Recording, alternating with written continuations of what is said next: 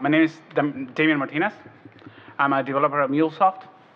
Well, I'm loading. So let me just wait for a second.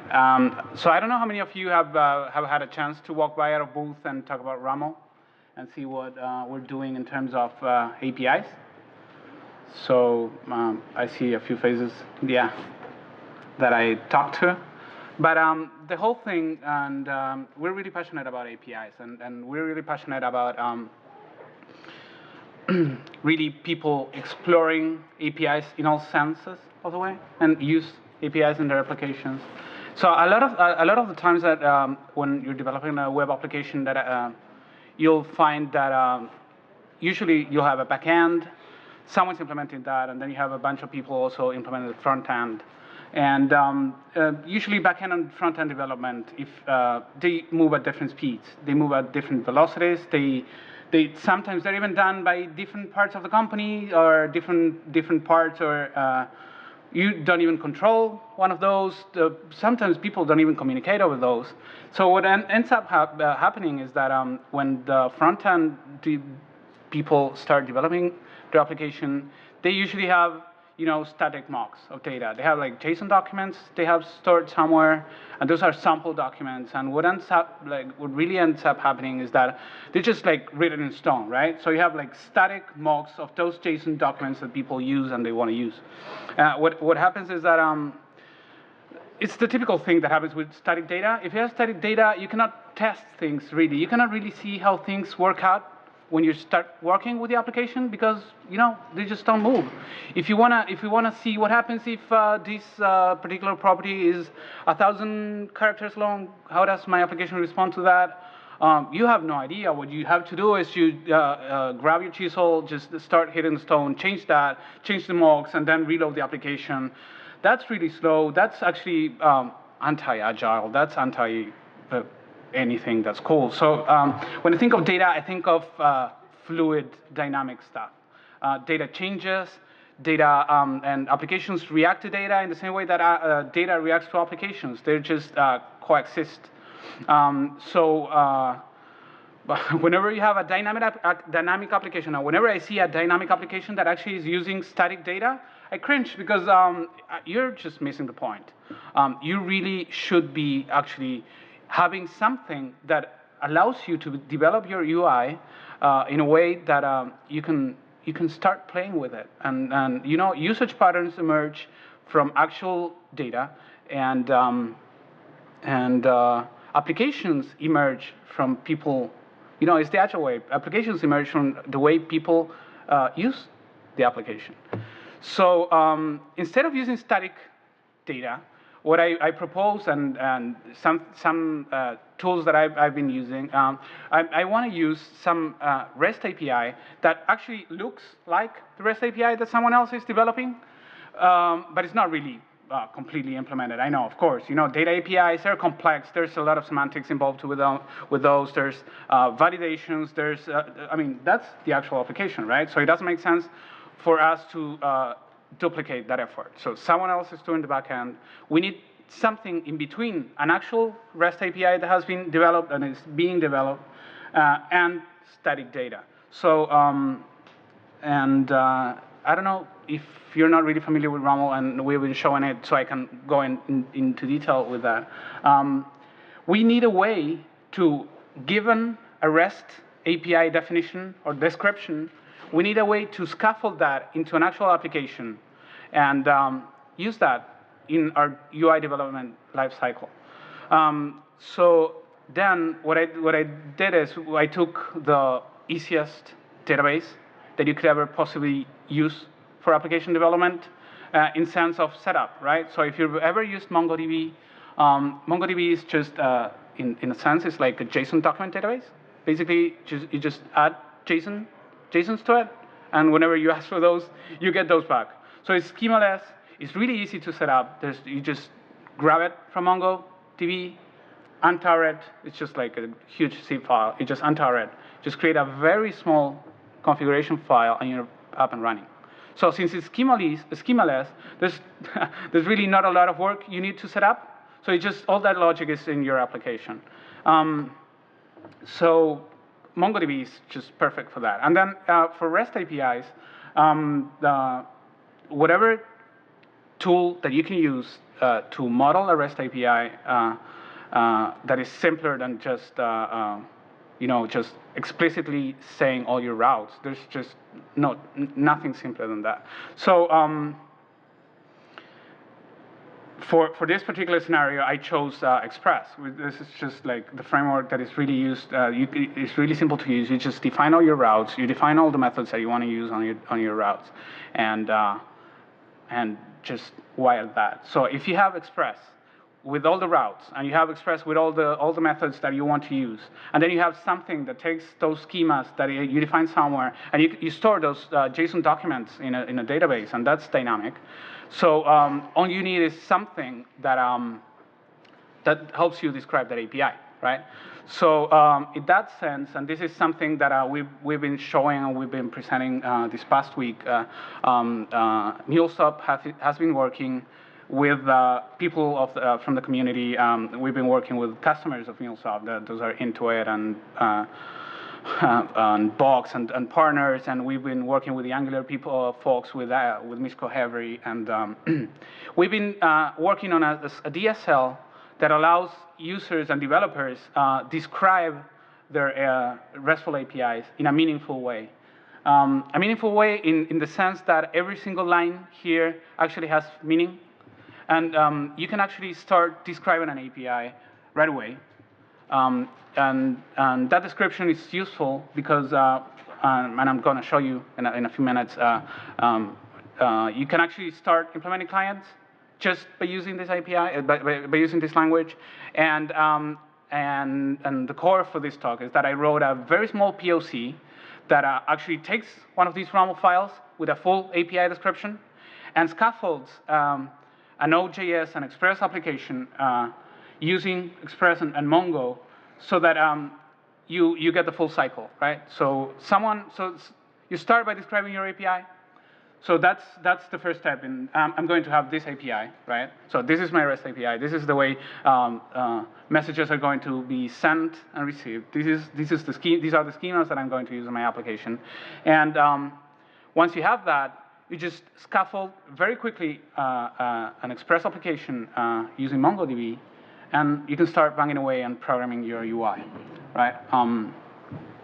So RAML's perfect for this, not only because we've been really working hard on this, but because it's a very succinct, very short, very meaningful way to express a RESTful API. So I'm going to jump and show you how you can create a RESTful API and using RAML, and then we're going to jump in and dig in deeper to a Mongo API using RAML and Express. So one of the tools that we worked on and we're making open source tomorrow morning is the editor. The editor is basically an API designer. It is something that understands the RAML grammar and helps developers in creating APIs. So just the core way to create APIs using RAML is just by describing the resources that your API has. So by describing the resources and the relative URIs and where those resources reside and they live, you can start describing your API, and you can start describing the operations that you have on your API and what interactions you can have with it. So for this one, I just created, let's assume that MuleSoft is one of the core of the MuleSoft company is the sales team. The sales team sells MuleSoft products, and they have a really huge knowledge base on all the presentations and all the products that the company has, and they sell those. So imagine that we have Mule Sales Enablement API. Basically, it's just a repository for the products and those presentations that are associated with those products, so that the sales the sales team can actually reuse those same presentations over and over and over. So for this one, let's just say that I have a presentations resource. Those will be presentations. And I'm going to say that those presentations, they're of a specific type. In this case, they will be collections, and they're typed collections, right? So, and that's just the way it's going to be. It's really easy. So when you have a type collection, usually if you're going to have a collection, you won't have a lot of operations described on those. You will basically want to retrieve the collection, and you want to be able to create new items in that collection. So when you describe and you create the type, you're going to say, I'm going to have this is type collection. You're going to be able to get items in this collection. You're going to be able to post items to this collection. So just by that, we're starting to add semantics to our API. So we're starting to define and extract things and put them up there. So in particular for this one, we created this presentations. It has a get, it has a post. And then I went on and said, OK, you can retrieve presentations, and those presentations can be accessed by ID, right? So if they can be accessed by ID, I also say that these will be type members. So we have somewhere a type that's called type member. And for members, you can do gets, puts, updates, deletes, single updates, etc. So that's just a basic API. On top of the presentations we also have products. They follow the same pattern. You have a collection, and then you have members in that collection. It's pretty simple.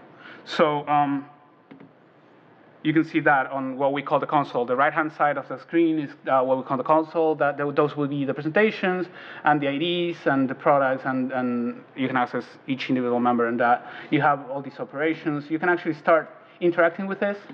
But since I actually didn't say where this, I did say where this application is residing. So this is an actual backend implementation written in Heroku. But we're going to replace this one with an implementation that we're going to scaffold right now.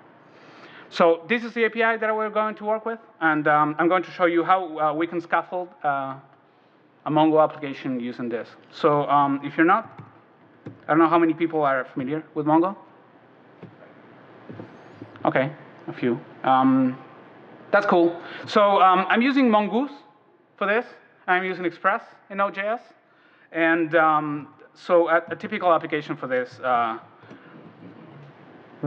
know might or might not look at all like this, but it's just basically you set up your database, you set up your application, and you just start using it. You set up your schemas, and then you start adding your routes, right? So you have a route for products. In this particular one, I'm going to use the schema and the model that I just created, and I'm going to perform a find, and I'm going to return that. So this would be a typical application for this. Of course, you'll start adding stuff like security, filtering, data validation, JSON validation. There's a lot of stuff you can add here. Of course, some of those can be inferred from the RAML. It's just that for this POC, I just didn't include those. But there's a lot of stuff that you can infer from those. So since RAML describes all the query string parameters and the schemas that you can use, you can actually start implementing those automatically on your implementation and on an automatic scaffolding. So what we wrote was a small application that is it's a Node application that actually takes the API that we described and spits out and generates code that matches that and generates the routes and the schemas and the operations for that.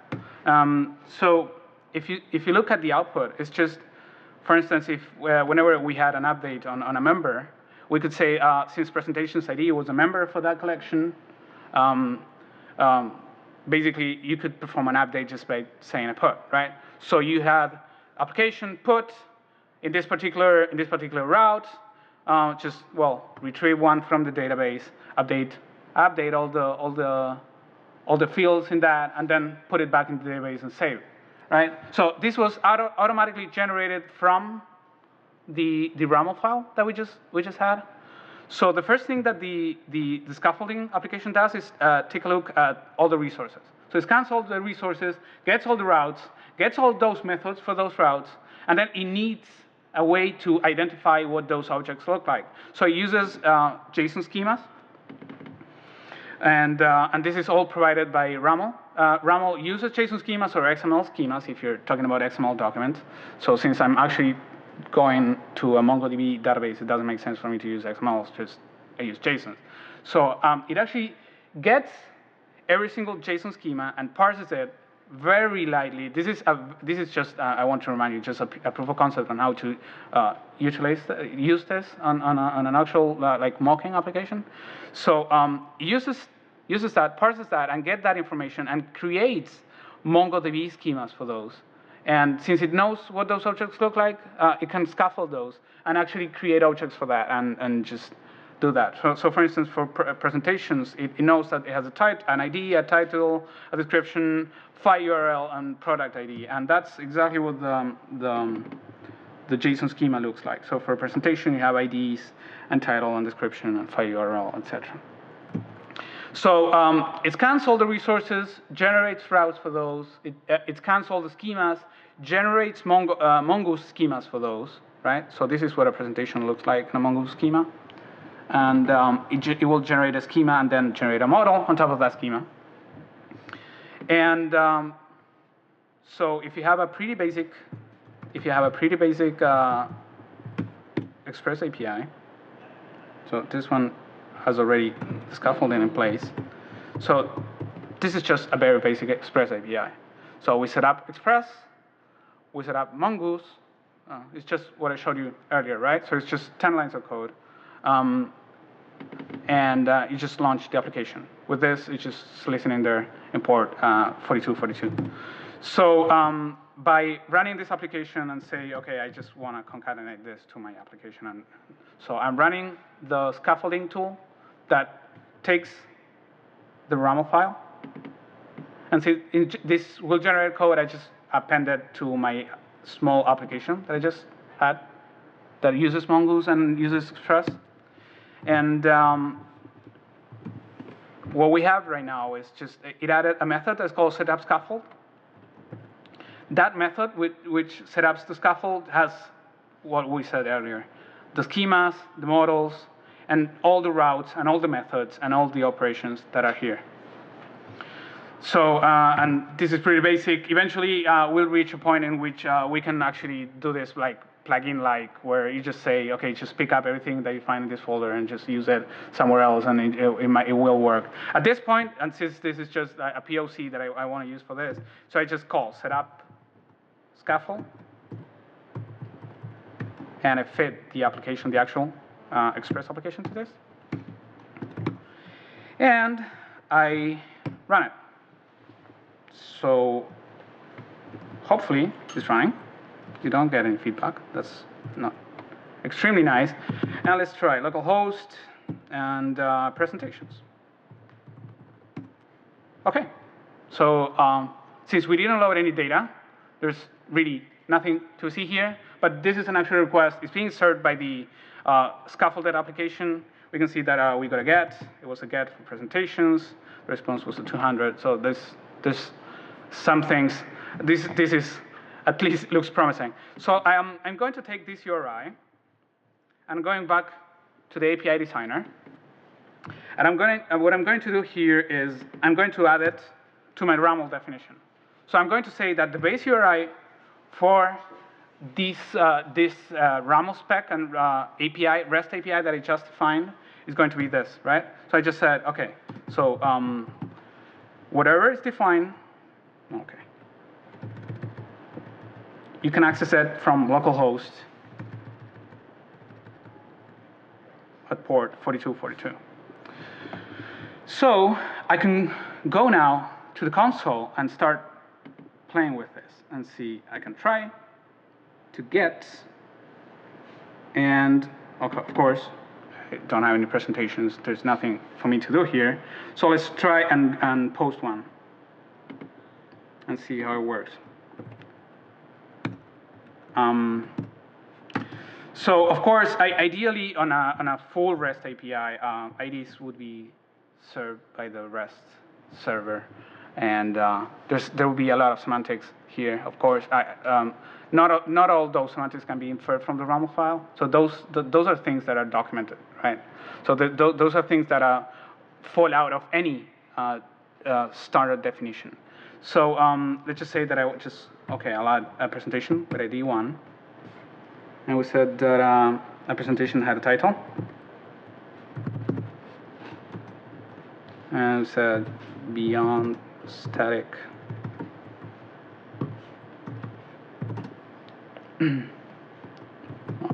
data.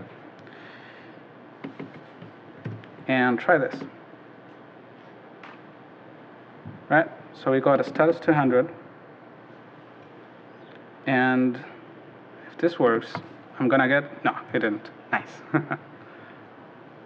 Oh yeah, of course. I actually had a lot of, so this is good. So I said that a lot of these fields were required, right? So I said that ID, title, file URL, and product ID, they were all required. So when I created that, it actually never created it. So let's just go back and add that and say file URL.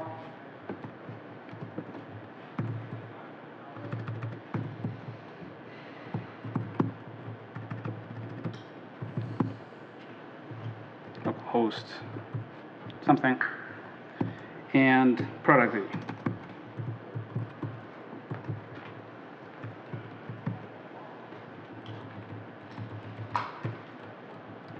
Just say 1.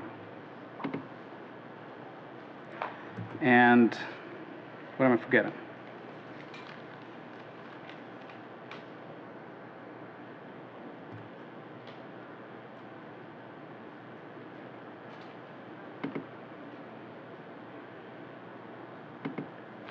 I don't know.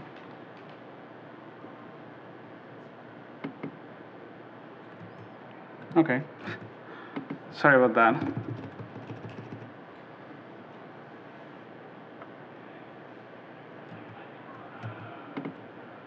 Okay, I can swear this worked 15 minutes ago. Worked on my machine, but this is my machine, so.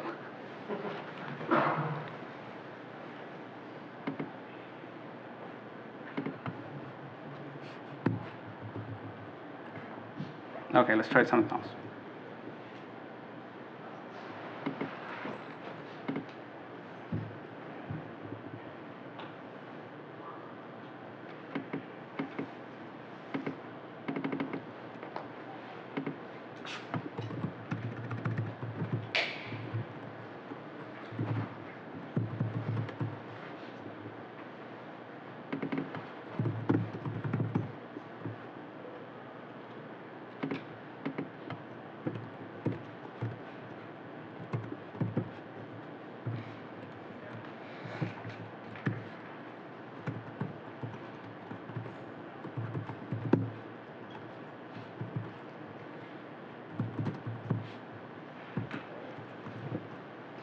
And this is the problem with POC code, is that it ends up not working and when you wanted it. So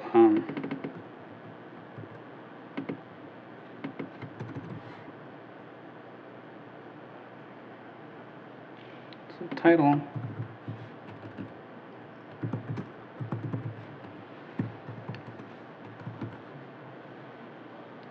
product ID,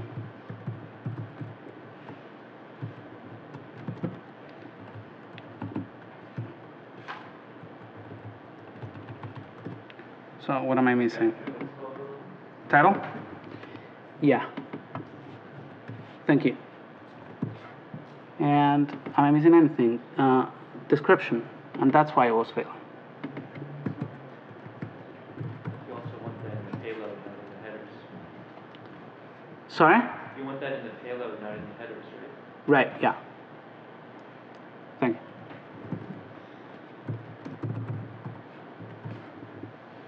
And there we go.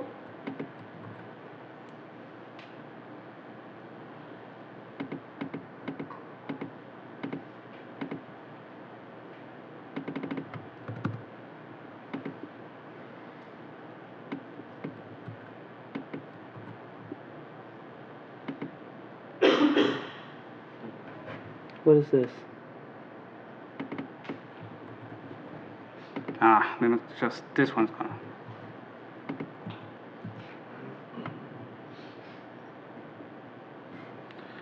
Okay. But at least we get validations, so that's something that Product ID is missing. Can it not be in? You mean ID? No, product ID. No, it's not that. So I'm doing something really weird and. Yeah, you need product ID. Sorry? You need product ID. But it is. It's right here. Okay. So I apologize for this, and this is really weird, and actually it was working half an hour ago. So okay. So when that's if it's not working, I'm really sorry. I don't know. I'm just gonna pass on to Blake. He's going to show you another part of the actual RAML project that we're working on, and all this stuff is going to come out public tomorrow morning.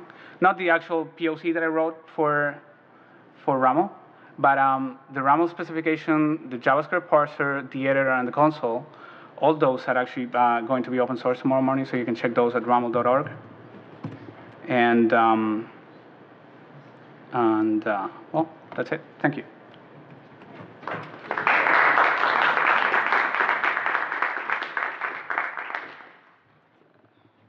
How's it going, everyone? So I've had a pretty interesting day so far. I won't try to bore the details with you, but basically my computer exploded. It would have been easier if it did, because I probably would have got a replacement one.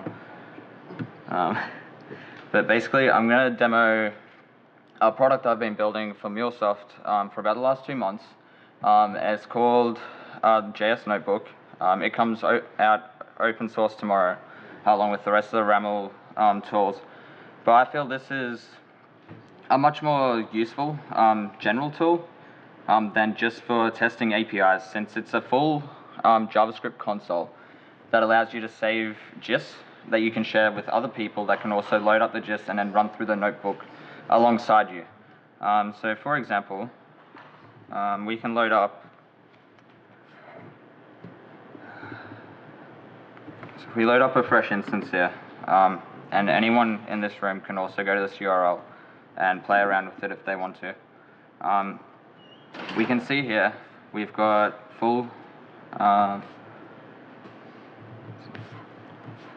JavaScript auto-completion, and we've also got tooltips that help with native code. We can also infer the return types of functions, so it makes it super easy to discover JavaScript or teach people it. And on top of that, we've built a tool for testing APIs. So I'm just going to open the Instagram one, and that's probably not authenticated on your computer. Are you authenticated on Twitter at all? You should. Okay, I'm going to give it a go with Twitter, or probably GitHub would have been a good one. Okay, so we've got this global that has been added by a third-party plugin. So anyone can actually write third-party plugins for the notebook as well, so you can add anything you want. I'd love ideas around third-party plugins. I've got a few that I want to build, but when it goes open source, it will be open for everyone to build a plugin. And here we can load up a RAML spec. And this is actual RAML spec for GitHub. And hopefully the network isn't going too bad.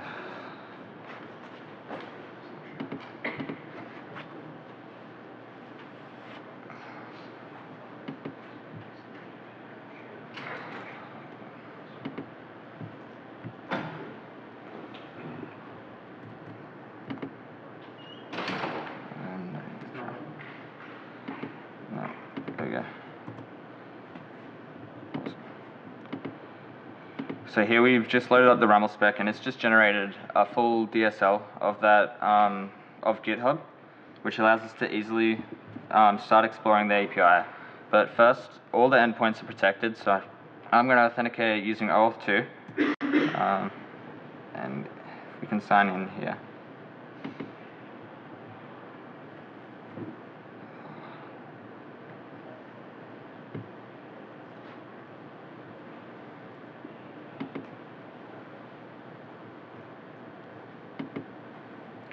So there we go, we've got our OAuth 2 access token back, and we've also got all of the scope that we're allowed to access, and now we can just start making requests to any endpoint super easily. It all gets signed as long as you're just going through the notebook. So we can just quickly request all of the repos that we currently have access to, which is 7 repos.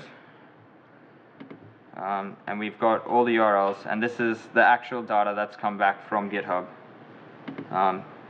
So how easy it is to explore APIs is as easy as just going GitHub, and we can start exploring it because it's just JavaScript. We can view the whole auto-completion results. So we can just go here. I might want to grab all the users. Okay, so that would be a GET request, right? And we'll get all the users. So there we go. We've got the first 100 users on GitHub, I'd say. Yep, ID 1, ID 2. So this is the first 100 users on GitHub. The real power comes when you can easily mix and mash APIs. So if we've got, we can easily just pull in the Twitter RAML, and we could load up a client for Twitter. And then we can easily just pull some data from GitHub or anywhere else, and then we can just post it to Twitter if we authenticate.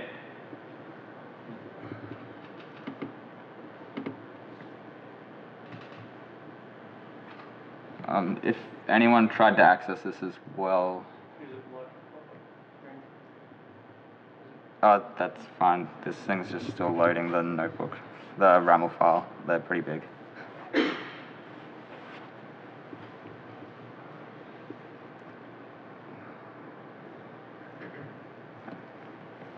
What's up? Just so did you mention this is going to be collaborative in your open sources, that people would be able to be on the same notebook at the same time?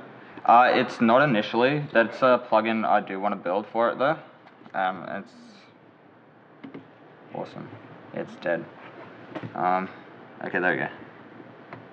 So what you can do is you can authenticate with GitHub, and you can save it as a gist. So if I authenticated here, allow access. So now we can save them.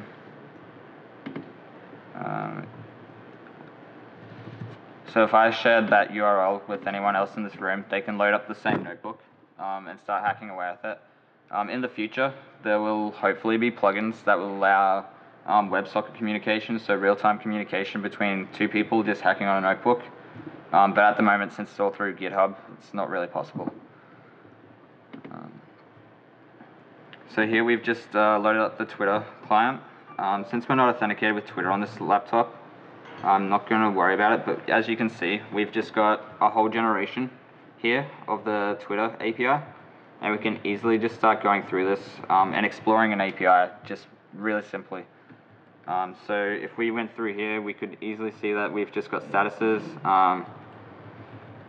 We can update a status.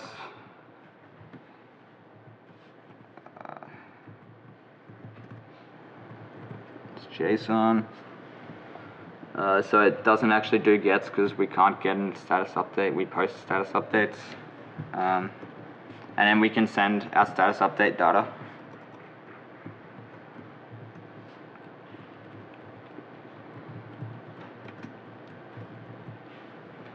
Now that won't actually work. That will come back with an authentication error since I haven't authenticated. But if we had authenticated, it would just be just as easy to have just sent a status update to Twitter in the notebook. And that was like 3 lines or 3 blocks of code really. Whereas if you're doing this in the console nowadays or any other tools, you're most likely copying curl requests like left, right, and center. If you're doing OAuth 1, it is super painful because you got to like build the signatures, especially for Twitter. So this just makes it a hell of a lot easier.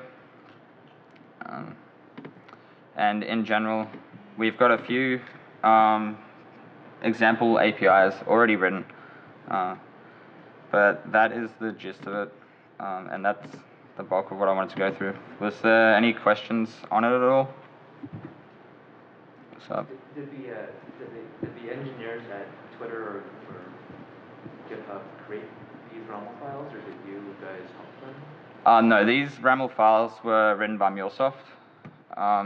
I imagine they can be used by them since it's pretty comprehensive, and I haven't seen any endpoints that have been missed. It's a full representation of the current Twitter API version 1.1. Anything else? Awesome. Feel free to check it out, play around with it, and share it. Thanks, guys.